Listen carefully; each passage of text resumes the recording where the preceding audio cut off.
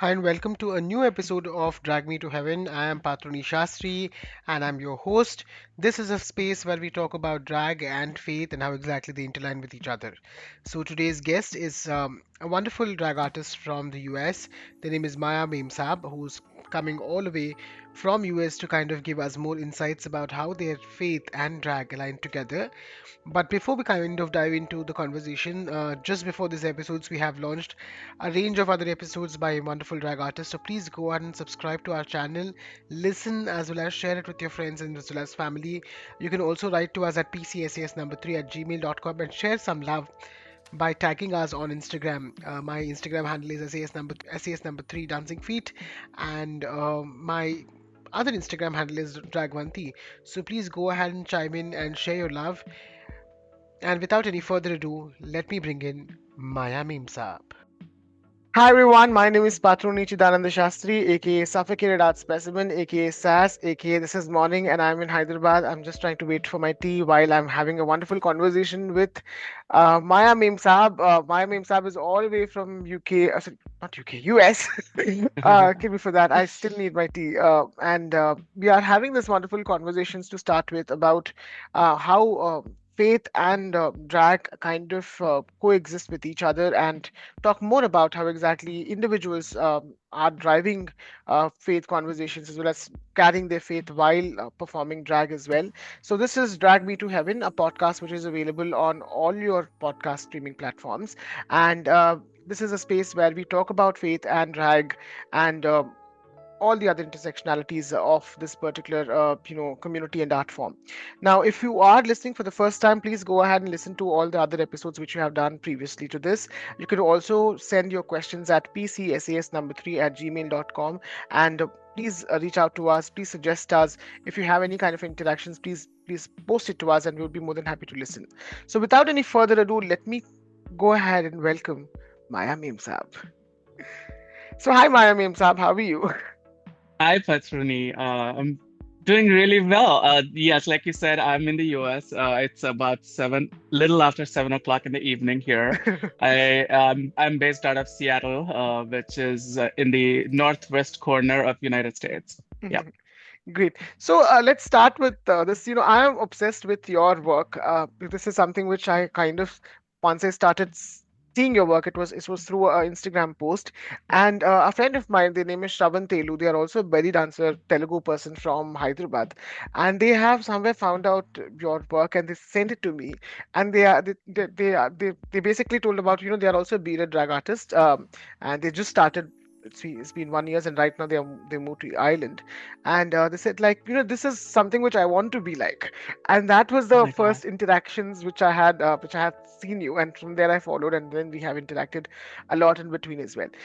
To our audience who might be kind of coming from a multiple other spaces as well, could you please help us introduce yourself and also your faith and belief? Also, how did you start drag? Um, I so Introducing myself, my name is Maya Mem Saab. Uh, it is, yes, kind of inspired by a movie with the same name from the 90s called Maya Mem Saab, uh, where I mean the attraction in that movie was Shah Rukh Khan. He was part of that movie, and to me, I picked that name because of how the main protagonist in the movie. She is somebody who is looking for joy and happiness, and she is not afraid of finding it on her own terms. That's what I remember about that movie. I don't remember even seeing that movie because it was probably banned or there was a huge scandal about that movie because Shah Rukh Khan, I think, showed his butt in it. So something like that. So yeah, there's only one movie where you can see Shah Rukh Khan's butt. That is Maya Mem Saab. That being said, I'm a non-binary person, right? So Mem Saab really resonates with me. To me, I know Mem Saab is typically used only for women, but for me, Mem is what signifies the feminine part of me, and Saab is what talks to the masculine part of me. So that's why I picked Maya Mem Saab. And to me, drag is creating that magic, creating that illusion of something that everybody wants to achieve, but it's like, you always think, oh, well, how do I do it? It's like, is yeah, all of that mystery behind the art form. That's why I picked Maya as my name. And I am also the National Pacific Northwest Bearded Queen. That is a pageant which celebrates bearded drag artistry. And I was fortunate enough to participate in it back in February of this year. And, oh no, it was January of this year. And I'll be kind of passing on that crown to somebody new in February next year. But yeah, that's how it is. When you ask about faith, I grew up Hindu in a very religious, conservative South Indian Brahmin family, and I was someone who always wanted to question things. I was very inquisitive, right? I would ask questions about this. Why is it like that? Why is it like this? But then, as a lot of Indian parents do, my parents would shush me down. They're like, if they don't know how to answer a question, they'll be like, Shh, you should not be asking those questions. I told you, you need to do it. But then I have seen, to me, when I heard the story of Lord Ayappa, right? Seeing the story revolves around Shiva and Vishnu getting married and creating a child. So to me, that is if it is not some kind of hint towards queer acceptance in our religion, what there is nothing else beyond that, bigger than that, right? And there are so many such examples that come to us from our religion, and that is what kind of drives my gives me direction. I used to joke about things as a kid that, oh, I'm always by the side of dharma, right? And but then to me, yeah, our Hinduism, whatever I've grown up listening to, I'm not a practicing Hindu. I'm not very religious today, but a lot of my belief system is based on what I learned growing up as a Hindu. Great, thank you so much. And you address something where we always this is something which is related to my journey as well. Like as a child, I was questioning each and everything which has been kind of given to me on the name of religion, and that experience is so wonderful. Like you get to know a lot of things while understanding, reclaiming your faith as well as trying to look inward as well. Now, your drag is very unique and it's just kind of very incredible. I just wanted to understand, were there any like while you're creating your drag persona, especially Maya Mem Saab, did you look at with like did your faith values play any kind of a significant role? That is a really good question. For me, I use faith, spirituality, and culture in place of one another, right? To me, to my core, the thing that speaks to me is my Indian culture. The things that I grew up watching, women with long hair, beautiful gold jewelry, beautiful bangles, and bindi. Without my drag is incomplete without a bindi. If you ever ask me what is one thing you can never you feel like that I'm like naked is if I don't have bindi. So to me, that drives my drag persona. Being that elegant, glamorous Indian lady is what I want to represent. And to me, when I started doing drag, I had not seen a lot of bearded drag queens at all. Drag scene is typically, yes, it is female impersonation, but there is also different sides of drag, right? For me, I did shave my beard when I did the first show, and I did not know how to do makeup. One of my friends did my makeup, and she was in awe how I looked. She was like, "Oh, you're so beautiful," and everybody that I met were telling me I looked really beautiful. But to me, that did not feel real. Whenever I look at that picture, it looks good, but that does not speak to me as Maya. Maya doesn't show up there. Then I was at a drag brunch and I saw this performer who had beard, and I was like, "Wow, it looks so cool." And then I was like, "Okay, let me try doing drag and beard," and I just fell in love with it. To me, yes, beard kind of already contours your face, but beyond that, creating that shape, creating that picture, to me, getting into drag is creating an art. And that's what I love about my drag, yeah, persona. Yeah, and to add on, I'm kind of awed with how you kind of style. It's not just saris, but langavani, which is a very traditional Telugu aesthetic dress, and it's that is something which I haven't seen at all, because somewhere or the other way we don't usually wear which is very couturish in Indian couturish in its own nature. And langavanis have been very old fashioned in its own nature, and now no, even women are not wearing it. So I think when you bought that up, there was this pink langawani which we were wearing with a golden, edge of it, and then the entire artistry which you kind of bought from the top to bottom. It's so wonderful to watch, and it's kind of reclaiming the entire identity of a Telugu as well as a South Indian, South Indianness in its own nature. And thank you so much for doing that. And that is something which also kind of sums up with the idea that okay, you carry this Indian aesthetic in such a nuanced way, and try to kind of bring some more visibility across these cultures. Absolutely. Yeah. Yeah. So. And to talk about that outfit, yes, since you brought that, even in Karnataka, right, we Mhm. call it langa davani. I'm not sure in Tamil Nadu if there is a similar term for it, but yeah, to me, everything that I do in my drag is about paying homage to my culture. Looking back at my childhood, things that I would see growing up. I have always seen my aunts wear langa davani during the day, and to me, I always wanted to recreate that. And the opportunity, as soon as an opportunity presented, I was like, okay, I'm gonna do that photo shoot with long jada and then long hair with malepulu in the head and everything. So it was, yeah, to me, that's my drag to the core of it. Yeah. Okay, thank you.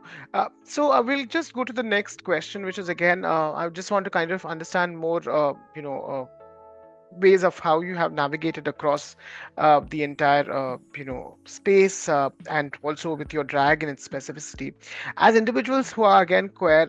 There's times where we kind of feel a little bit of dissociation with our faith or our beliefs, and this is something which you have also addressed in your previous question.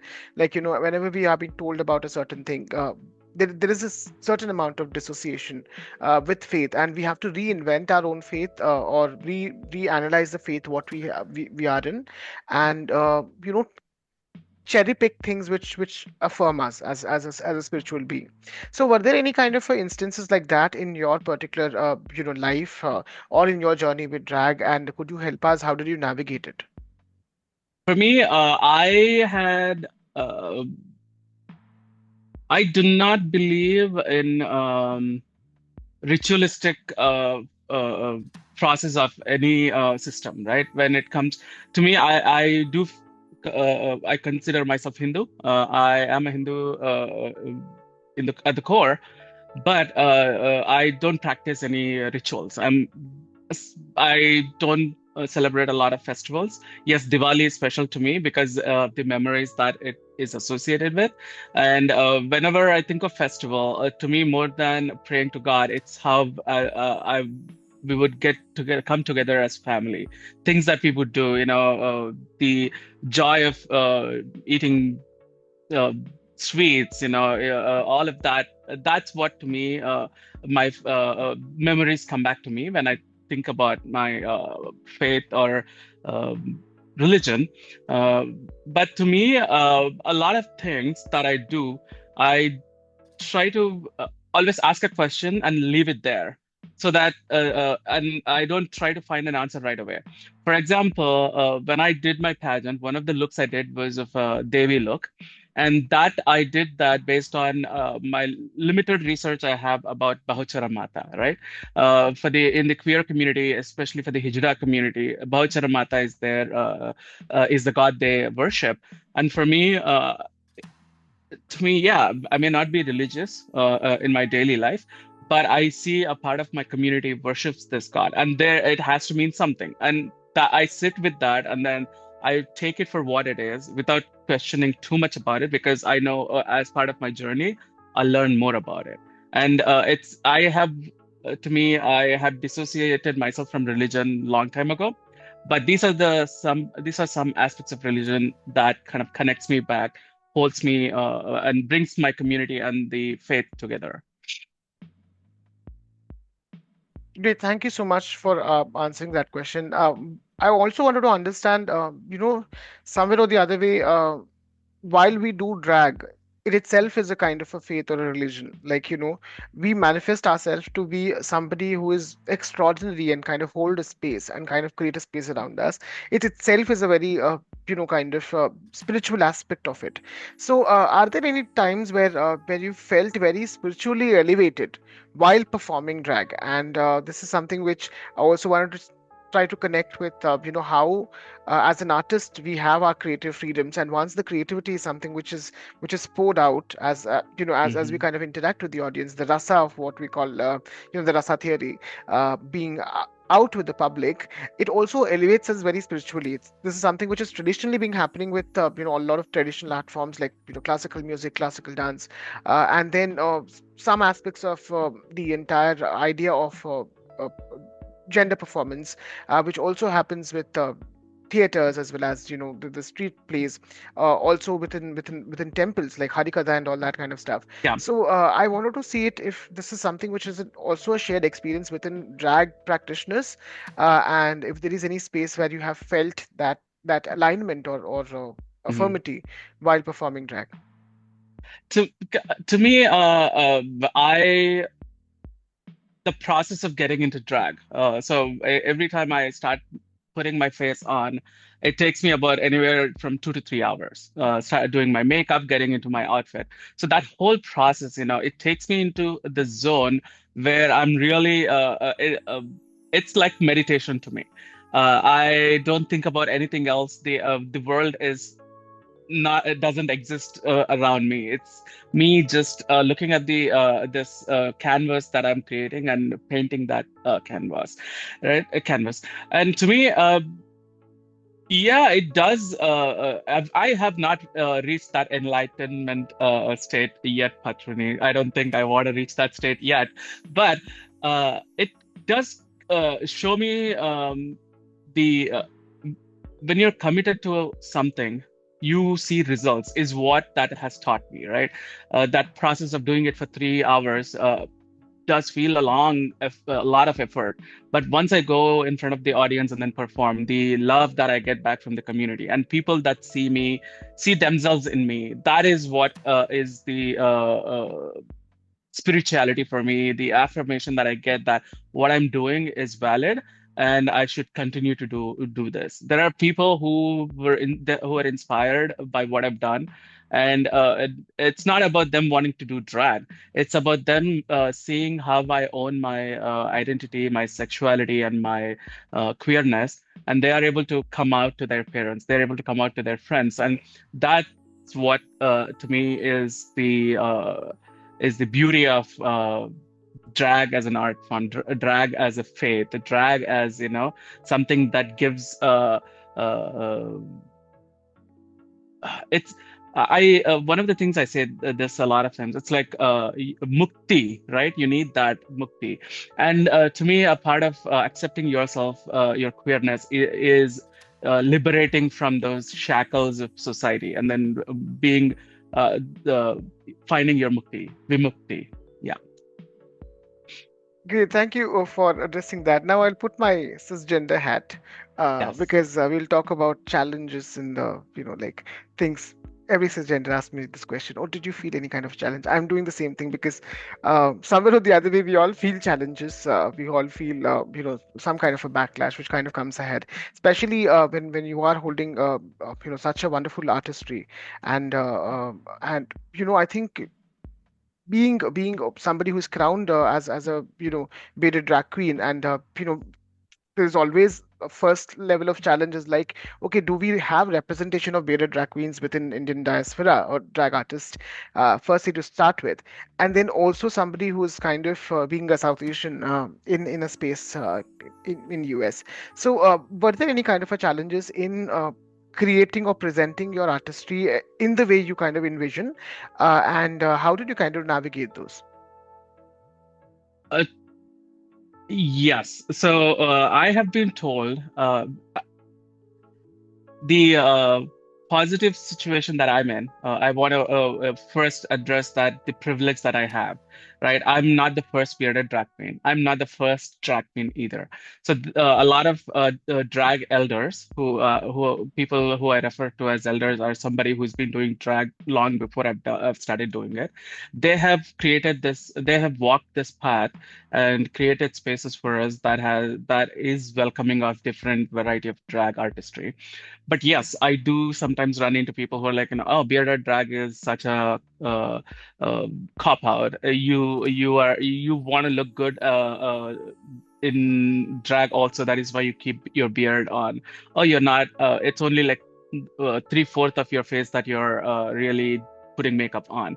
But they don't understand the effort it takes to maintain a beard, keeping it. I am 46 years old, so my beard does is gray a lot of times. So this is not the natural color. So everything that goes into maintaining beard is also hard work. So it is not invalid, is I guess is what I'm trying to say. And as a result, there are certain mainstream venues where a lot of beautiful feminine presenting drag performers are booked, and I would not get booked because I don't look like typical drag performer would look like, right? So, but then I have to create my own spaces, is what I've learned from it. I reach out to venues. I've been, trying to create my own show where I can bring not just bearded drag, but also different types of drag, like cis women who are drag queens, like trans men who do drag, right? And then drag kings. So bringing all kinds of drag beings is my goal. So I just got booked for a show here in very close to where I live in Seattle area. An Indian restaurant wants to do drag brunches, and I'm going to be kicking that off in the new year. So that's what I've bearded drag is not always accepted. A lot of times, I do not get booked in the venues that where non-bearded artists perform. I may not get bookings there, and I go create my own spaces, right? So I do have a new drag brunch show that is going to start in the new year, and I'm really looking forward to that. And for me, that is where I'm going to be creating every month. The cast is going to be unique and different and diverse, and that's what I want all drag spaces to be. And even if it's not a drag show, there are ways I can go. Present myself, bring drag artistry into the limelight. There are several events that happen where I go in full drag and show up, show my presence. Recently, this year during Garba season, right? When Dandiya and everything was happening, I went to a couple of shows, Dandiya. Events in full drag. It was not easy for me to do that. I was a bit scared to go into this predominantly heterosexual crowd, family crowd with children and children there. And to me, it was about reading stories of how Shiva dressed as Gopika and went to Ras Leela, right? So again, taking back and looking at our faith and going and representing drag and then bearded drag in spaces that is not used to seeing someone like me. So I did that, and people loved it. People were yes, there were some weird, strange looks that I was getting, but a lot of people were predominantly positive. And there were some kids who came up to me and like, hey, you look like a man, but you're dressed in a girl's outfit. Oh, your lashes are so beautiful. So it's like helping a younger generation kind of understand that this is part of our life, and people like me exist in everyday life. And then when we normalize that, right, everything feels good. Indeed.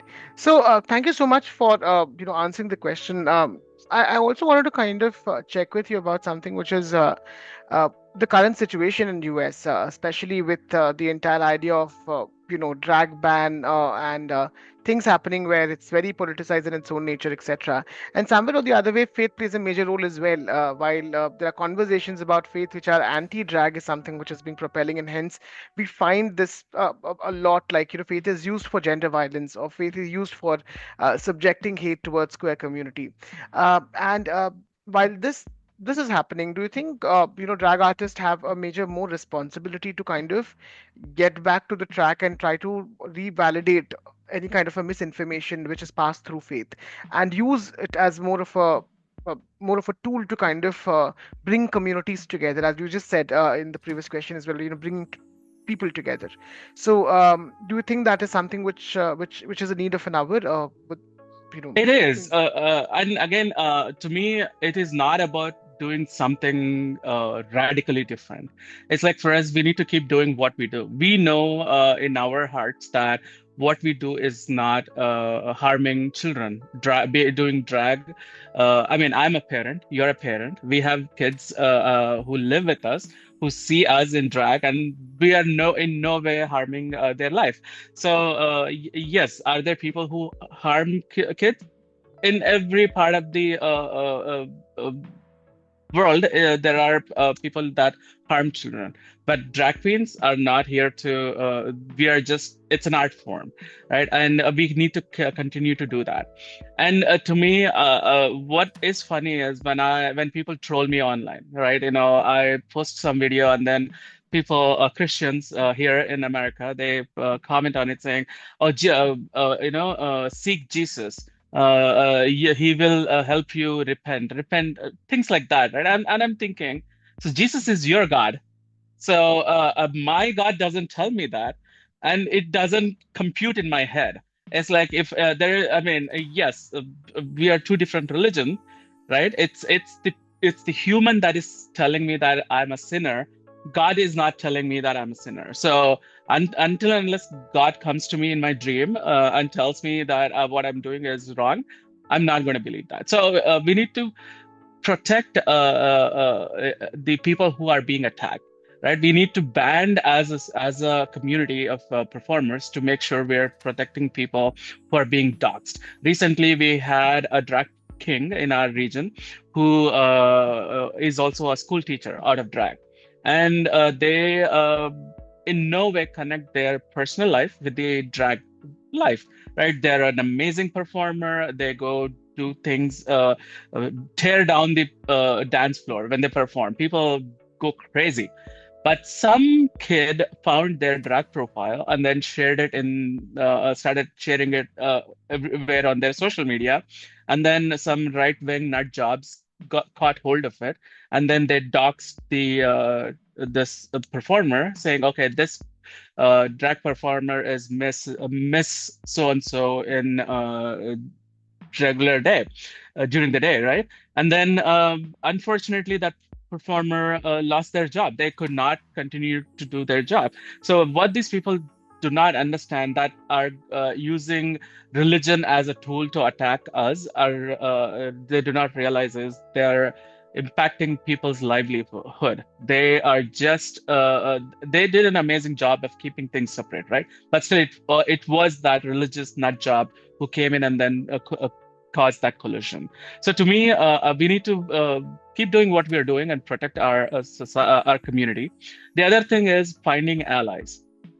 Without allyship, we neither of the communities can thrive, right? To me, when I was coming out, it was the straight community, it was the lesbians around me that were supporting me, taking care of me, giving me help, right? And that's the kind of connections we need to build. We can build bridges by finding people who accept us and then making sure they are able to go speak positively about us and stand up and show up and then support us. So to me, that's how I look at it when it comes to handling these kind of bigotry surrounding us. Great, thank you.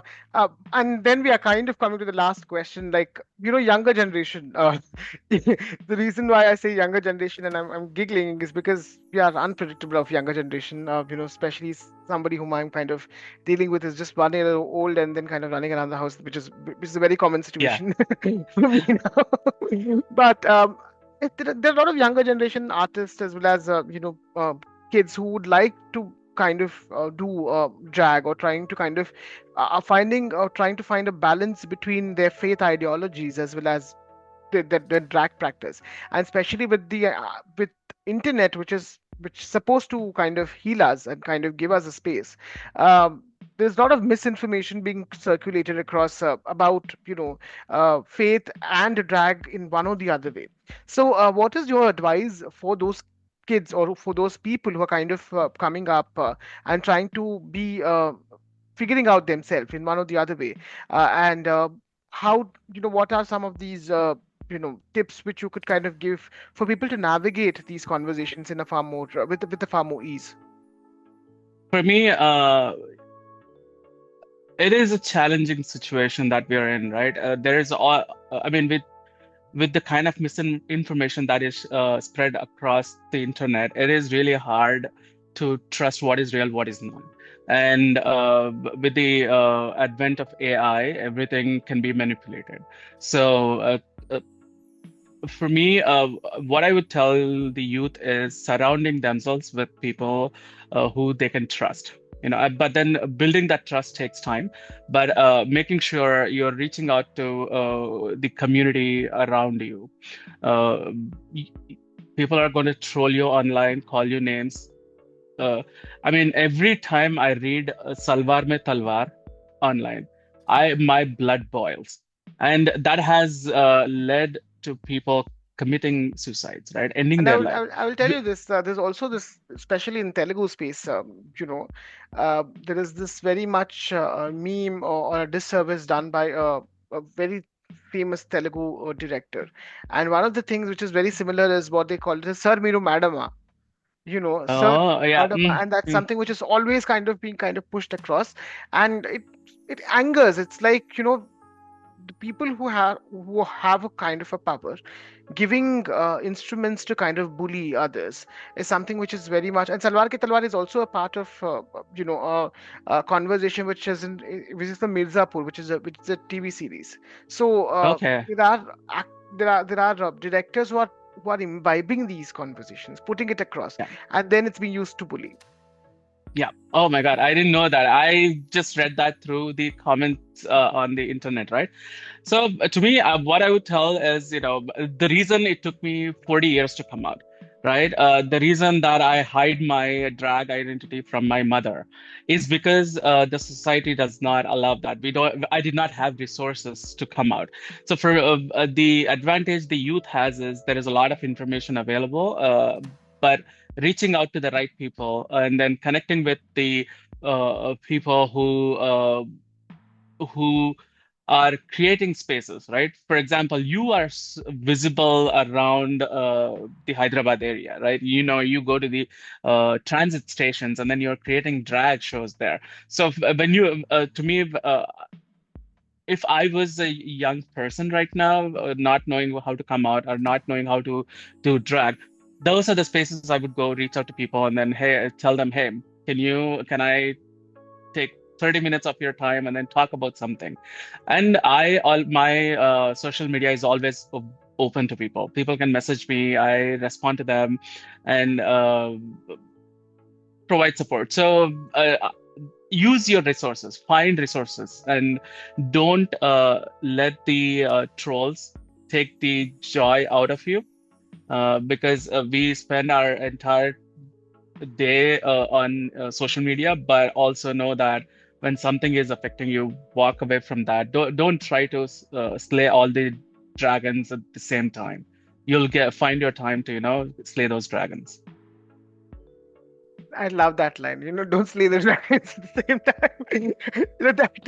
That should be a much. But thank you so much for sharing it, and thank you so much for being with me. And we're we are at the end of the podcast conversation, and I would need to tell you that you're doing an incredible job in kind of not only representing the South Indian Asian communities in US, but also creating an artistry which is mind-boggling. I'm still trying to figure out how do you style your entire wigs. That's the different conversation which I would have. Might be in a different podcast. But Absolutely. thank you so much for taking time and being with me in this 7 o'clock for you on that side, and being a part of this conversation. Thank you so much. And yeah, I think to all the listeners who are listening to us, please do chime in to drag me to heaven. You can follow us on Spotify and all other platforms where we are kind of being in. I would also include Maya Mem Saab's Instagram handle in the in Spotify. You can definitely go and follow them, and look out for the work which they kind of create, and the artistry which they kind of create over there. And if you have any questions, you can always reach out to me at pcss3@gmail.com, and I hope to kind of bring another nuanced conversation in our next episode. Until then, thank you so much and have a great day. Thank you.